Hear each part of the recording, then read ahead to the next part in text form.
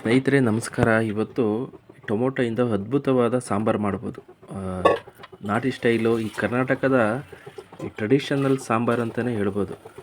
ಇದನ್ನು ಈ ನಾಟಿ ಹಣ್ಣಲ್ಲಿ ಹಳ್ಳಿ ಕಡೆ ಸಿಗುವಂಥ ಈ ಬೆಳ್ಳಿ ಟೊಮೊಟೊದಲ್ಲಿ ಮಾಡಿದರೆ ಇನ್ನೂ ತುಂಬ ಚೆನ್ನಾಗಿರುತ್ತೆ.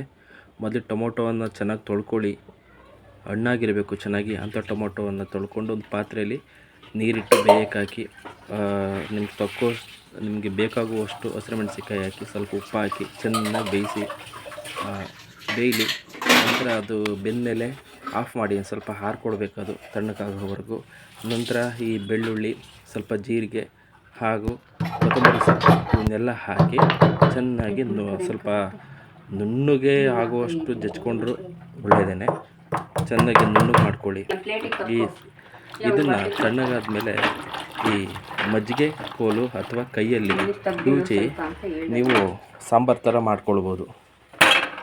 ಅದು ಮಾಡ್ಕೊಂಡಾದ್ಮೇಲೆ ಅದಕ್ಕೆ ನೀವು ಈ ಜಜ್ಕೊಂಡಿರುವಂಥ ಪೇಸ್ಟನ್ನು ಹಾಕಿ, ಅಷ್ಟೇ ಸಿಂಪಲ್ಲಾಗಿ ಬೇಗ ಆಗೋಗುತ್ತೆ. ಸಾಂಬಾರು ತುಂಬ ಚೆನ್ನಾಗಿರುತ್ತೆ. ನೀವು ದಿನಾ ಈ ಬೇಯಿಸಿ ಸಾಂಬಾರು ತಿಂದು ಬೇಜಾರಾಗಿರುತ್ತೆ. ಈ ಸಾಂಬಾರು ತುಂಬ ರುಚಿ ಕೊಡುತ್ತೆ. ತಿಂದು ಮುದ್ದೆ ಜೊತೆ ಚೆನ್ನಾಗಿರುತ್ತೆ. ಧನ್ಯವಾದಗಳು.